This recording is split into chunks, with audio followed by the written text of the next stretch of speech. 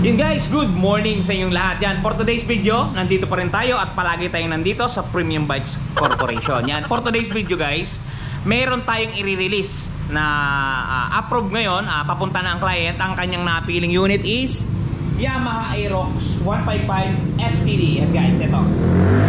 So, dun sa mga interesadong kumuha ng Aerox, ito guys, actual activation, actual price, actual sound check at saka actual test ride. Yan ang matutunghayan ninyo sa video to.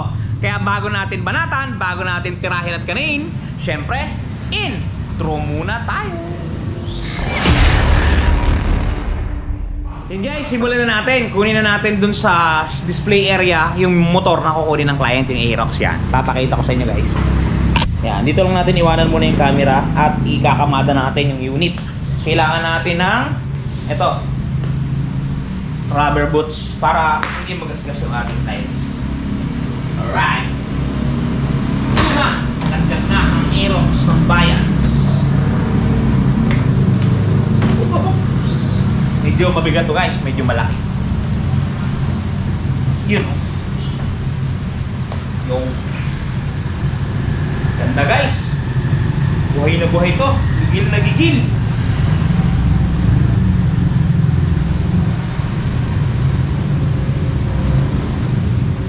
Yun, nandun na siya sa pwesto niya.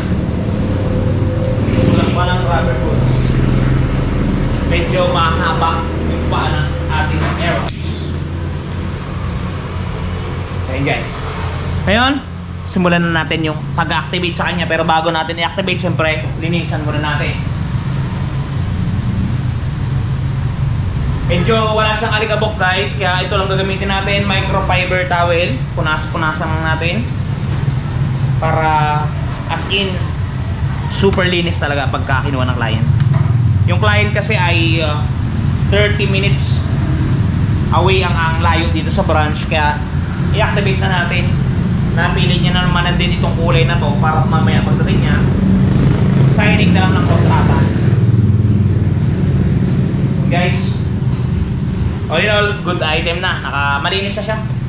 Activate na natin. Lagay na natin yung kanyang mga accessories. Okay guys, pakita ko sa inyo yung mga accessories niya bago natin i-attach your unit. Okay, pakita muna natin ang kanyang susi. Yan, may shutter key siya ha, para doon sa mga hindi nakakaalam. At ganito ang itsura ng susi guys ng non-ABS na Aerox. Kamukha siya ng mga Yamaha MIUI, MIUGear, hawig na hawig. Yan. Okay? MIUI lang pala ang kamukha niya, hindi MIUGear. Open natin ang seat. Yan. Guys, ito ang nilalaman ng ating U-Box. Yan. Una sa lahat, yung kanyang visor. Yan, nakabalot pa yan. Mamaya natin buksan. Visor. Sumunod. Yan, owner's manual at saka warranty guidebook. Sumunod yan, ito, takip doon sa baterya. Yan. Sumunod, side mirror guys. Side mirror. Yung side mirror niya, gantong itsura. Ipapakita ko sa inyo para kompleto. Yan. Gantong itsura ng side mirror niya guys. Mapapansin niyo may nakasulat diyan na Yamaha. Yan.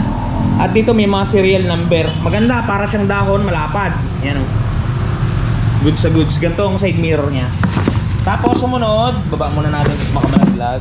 Ito, meron siyang isang pouch dito na naglalaman ng mga sumusunod. Okay, unang laman is eto, yung pangtakip dito guys sa may chassis number. Yan, dyan i-snap yan. May dalawang butas yan kung mapapansin niyo. Yan, ito yan. Tapos meron siyang positive screw. Yan lang ang kasamang tools guys, wala nang iba. Positive at saka negative screw at saka itong mga bolts. Gagamitin natin to para mailagay yung visor mamaya. At lastly, ito guys, yung baterya ng ating Aerox 155. Yan. Kung mapapansin niyo, ang tatak niya Iwasa. Made in Indonesia to guys. Yan, made in Indonesia. Yan. Maintenance free guys. Maintenance free to. Hindi siya kailangang tubigan pa. Maintenance free. Sing laki niya yung baterya ng Honda Click 125. Yan. Ito guys. Yun yung mga kasama niya accessories guys. Bali dun sa free, mayroon tayong free helmet. Mamaya ipapakita ko sa inyo yung free helmet. Basta installment guys sa Premium Bikes, may free helmet. Yun mga katropa, unahin natin ilagay yung kanyang visor. Pagkatapos yung side mirror, mamaya na natin kanain yung kanyang baterya. Unahin muna natin itong medyo madadali. Yan. Ang gagamitin natin syempre positive na screw. Yan. Kasi ito yung sinasabi ko sa inyo kanina. Ito yung mga laman ng pouch para makita ninyo ng malapitan. Ito yung sinabi ko na to. Ay, nalaglag. Yung screw. Positive lang pala yan guys. Wala siyang kaasawa. Wala siyang asawa na negative. Positive lang siya. Tapos din ito. Mayroon niyang 4 na nut at 4 na tornilyo. Tapos mayroon siyang 2 para doon sa cover ng baterya. Yan. Lagay natin guys to. Kita ba? Yan o. Lagay natin. Tutusok nyo lang to. Yan. Sa butas. Yan. O, diba? Ganun lang yun. Napakasimple. Tapos syempre unbox niya to. Yung kanyang visor. Naka-safeguard yan guys. May cover yan na parang styrofoam na malambot. Tapos meron pa siyang plastic. Yan o. Para talagang iwas gas-gas. Diba? Ayan, kalupit to guys. Kaya kung ako sa inyo, kumuha na kayo. Pang lalamove, pang grab, pang move git. Goods sa goods to. So guys, install natin muna yung kanyang visor. You know, napakagilas, napakakintab. Talaga namang may nangyayari na. Ingatan nyo to guys, kasi baka dumulas yung screw, magasgas yung visor, lagot kayo sa customer. Dapat yan walang gasgas. As in 0. Yan.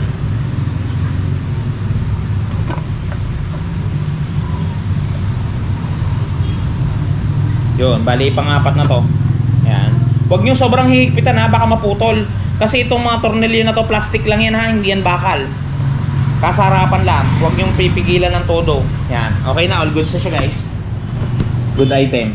Diba? Mas pumogi siya nung may visor. Ito nga pala guys, bagong-bago talaga tong unit na to. Bagong-bagong deliver to. Kasi na-deliver lang to. O na-i-out lang to sa planta ng September 12, 2024. Talaga namang buhay na buhay guys. Okay. Proceed tayo ngayon. Siyempre sa kanyang side mirror. Para dun sa mga gumugusto maglabas na to. Ganito guys. Ganito siya bilisan. Ganito siya i-ready bago mapunta sa inyong mga pag-iingat. Para ma-experience nyo, kung hindi pa kayo naka-experience kumuha ng sarili ninyong motor, dito man lang sa video, nakikita ninyo kung paano siya ginaayos, paano siya piniprepare. Yan. Yan. Counterclockwise ang ikot niya.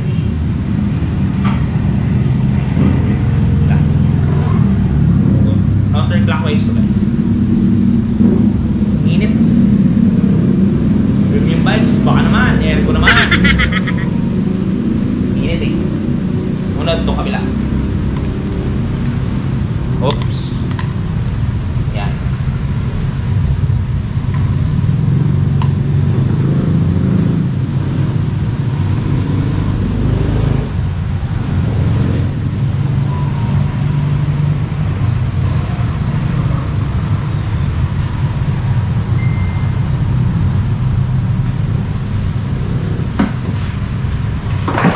Kailangan natin size 14 na open wrench, 14. Pitan nyo ng maganda para hindi lumuwag.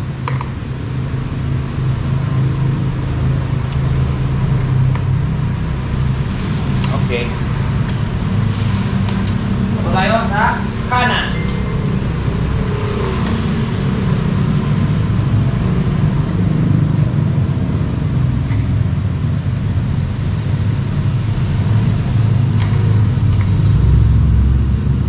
All goods na. Guys, tingnan nyo ang ating finished product. O diba, maporma na. Dami natin kalat. Mamaya natin ligpitin. Okay, proceed tayo sa pag-activate ng battery. Yan, medyo madali lang naman to guys. Yan. Kita ba? Ito, andito yung kanyang nut. Yan, nut. Kasama niya. I-ready natin. Pasok nyo muna yung nut dun sa loob ng terminal yan. Yan. kabilaan yan. Tapos unahin nyo yung positive para goods na goods. Yan. You know. Ingatan yung malaglag yung tornilyo dyan guys, yung tornilyo na maliliit. Kasi napakahirap talaga kunin. Sinasabi ko sa inyo, mauubos ang maghapon nyo, hindi nyo pa nakukuha. Wala kayong magagawa pag nalaglag. Kaya dapat, naku, muntik na, sure ball. Yan. Yun, migpit na guys. Igpitan nyo ng maganda para hindi tumalon yung kanyang power. Para walang tapon ba. Taas tayo dito naman sa negative. Yan. Oops. Ibang tornilyo ang ating nadampot. Yun. Yun o. As ito, ibaba nyo lang dito guys. Goods na yan dyan. Kasi ito yung takip na sinasabi ko sa inyo kanina. Yan o. Para cover sa ating battery, di ba? Para walang makapasok dyan na contaminants. Uy, pumasok ba? Hindi. Yun. Ito yung kaninang dalawang tornilyo na pinakita ko. Dito nyo siya gagamitin. Dito nyo siya magagamit. Screw lang. Ayan. Tapos daw screw lang ulit. Kabilaan lang. Okay. Yun. Goods sa goods guys. Talaga namang may nangyayari na. At lastly, itong sinasabi ko, pinakikita ko sa inyo kanina, yung cover ng chassis. Ito. Yan. Yan. Takip niya to. Ewan kung para saan to, kung bakit may takip pa yan. Yun. Takip siya. Tapos itong ating owner's manual at saka warranty book, ibibigay natin yan sa cashier para matransact niya. Yan. Yan. Goods na. So ngayon, try natin kung activate ba yung ating inactivate. Ito guys, alisin na natin to. Aroy, ang kintab. Talaga naman guys, kumuha na kayo. Buhay na buhay, gigil na gigil at galit na galit, no? Susi ko guys ha. Yun no. Wow, fully digital. Yan o, kung mapapansin ninyo, wala pa tayong gas ha. Yan, goods sa goods ang ating katropa. Napakaganda. At talaga namang buhay na buhay. Okay, set muna natin yung oras niya. Eto, andito yung menu. Presyo lang na matagal. Tagalan nyo lang guys. Presyo lang na matagal. Kusang gagalaw yan. Yan, mapapansin niyo gumalaw na yung 1. So ang oras ngayon ay eksaktong alas 8. So ilalagay natin sa 8. Pindutin nyo lang. Pag 8 na, pindutin nyo ulit ng matagal to. Long press. Gagalaw naman yung DOS. So ilagay natin sa 0, 0 siyempre. Malayo. Hindi siya pwedeng pabalik eh. Puro siya abante lang. So iikutin natin hanggang 60 to. Ay, lumagpas. Yan ang sinasabi ko guys eh. Talaga namang lumalagpas pa yung ulit. Gagawin na natin 01 to kasi lumipas na talaga yung oras kanina sa tagal ng paikot-ikot natin. Yan. Tapos press lang ulit na matagal para mag-save na siya. Yun, ganun lang mag-set ng oras ng ating Yamaha Aerox. Yan, busina. Turning lights natin yan, gumagana yung mga indicator. Yung ating hazard, ito yung switch. Yan, sabay yan. Tapos ito, high-low. Okay, ngayon, pag-usapan muna natin ang kanyang presyo. Okay guys, talakayin natin yung presyo ng ating Yamaha Aerox 155. Yan guys, ang presyo ng ating Yamaha Aerox 155, SRP natin is 124,000 fix. Down payment natin is 12,400 pesos. Yan, mga magpa-flash dyan. Pagka nag-down po kayo ng 12,400, ang magiging monthly po ninyo sa looban ng 2 taon ay 7,203. At pagka 3 taon po, 5,629. Yan, screenshot nyo na lang guys yung presyo ng ating Yamaha Aerox. Okay guys, lagyan na natin ng gasolina. Yan. Fuel. Talaga naman. Goods sa goods. Okay. Imbudo. At pinakamaganda sa lahat, gasolina. Yan. Pagka sinasali nyo to guys, medyo amoy-amoy nyo Kasi mabango talaga. Pero masama sa kalusugan niya. Yan. 1.1 liters to. All goods na. Yan. Baba muna natin ang gamitan. At itakip natin. Ngayon, syempre, this is na. Papaanda rin natin guys para makakita na madama ninyo yung galawan ng ating Aerox. Dito tayo sa side view. Yun. Okay, start natin. Wala tong ano guys ha. Wala tong kickstarter, so electric tayo. Okay. Sige yun. One click. Goods all the way. Yan, napakaganda guys. Pakinggan niyo yung kanyang galawan. Ito guys. Napakatahimik ng kanyang engine guys, oh. Napakalakas pa ng pick up, konting rev lang, oh. Oh. Kumuha na kayo, konting rev lang, oh. Goods na goods na. Yan. Kaya pala guys, hindi ko na ipakita kanina sa inyo. Meron tayong charger port dito. Yan. Kung mapapansin niyo, kailangan nyo lang na adapter guys. Medyo madilim. Kailangan nyo lang na adapter. Ayun o, kita ba? Yan. Medyo madilim. Yan, yan. Basta may charger port yan, kailangan nyo lang ng adapter. Yan. Okay, ngayon i-test ride naman natin ang unit guys, para makita ninyo ang galawan. Yung sa pag-test ride nga pala, eto guys, baba tayo. Yan, 0-0 tayo guys. Ang odometer natin ay 0 din. Brand new talaga naman. Yan guys, oh. Yan. Try natin guys para makita ninyo yung galawan ng ating Yamaha Aerox. Yan. Okay, dahan-dahan. Baka tayo ay masemplang. Yun, free space tayo. So, pasok tayo dito. Hindi na tayo nag-helmet guys ha. Dito lang tayo sa may exit road. Yan. Matakbo na tayo guys ng 17 to 20 km per hour. Goods to goods guys. Yamaha Aerox 155. Talaga namang may nangyayari na. Ayan guys, oh. Ganda.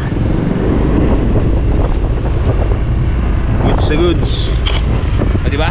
Napakalupit. So guys, oh, papakita ko sa inyo yung oras natin. Updated siya. Kita nyo ba? 8:23. Yan. Yung ating gasolina nagbi-blink. Busina. Meron tayong handbrake. Yan. Pagka nag-parking kayo sa mga hill climb, ipatay muna natin yung engine guys. Papakita ko sa inyo yung buong unit. So guys, oh.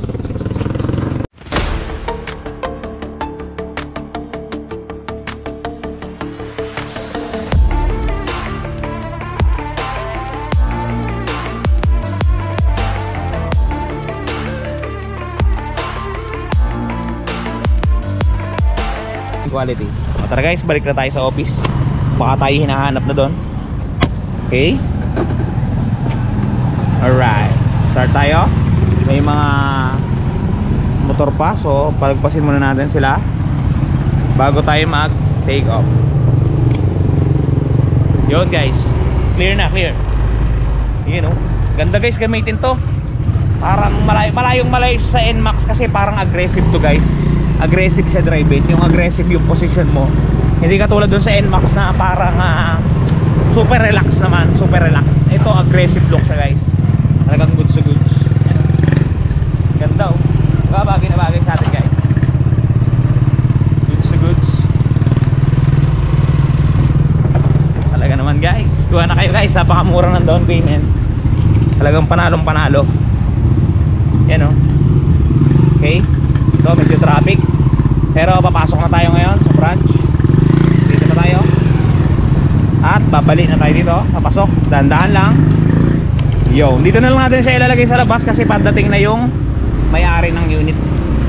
Yun guys, yun yung overall activation ng ating unit pagka i-release. Ganon-ganon ang mga process at ganon-ganon ang mga galawan. Yan guys, maisingit ko lang doon sa mga namamroblema. Kaya nang paulit-ulit kong sinasabi, doon sa mga namamroblema ng mga gasgas. For example, ito mga motor niya, Sniper, Winner X, Smash, XRM yan, Honda Click yan. For example guys, sa gasgasan na semplang, eto guys, meron tayong touchscreen na talagang makakalutas ng inyong mga problema. Guys, the long wait is over. Eto guys, dun sa mga namomroblema na mga gas ng kanilang mga minamahal na motorsiklo, nandito na ang touch paint ni Wash Body. Napakadaling i-apply, parang sumusulat ka lang sa papel, isusulat mo lang dun sa mismong nagasgasan at talagang sasabay na siya sa pinakakulay ng inyong pairings. Yan, kung mapapansin niyo ang before at after natin, mistulang na bura ang mga pinagdaan ng gasgas.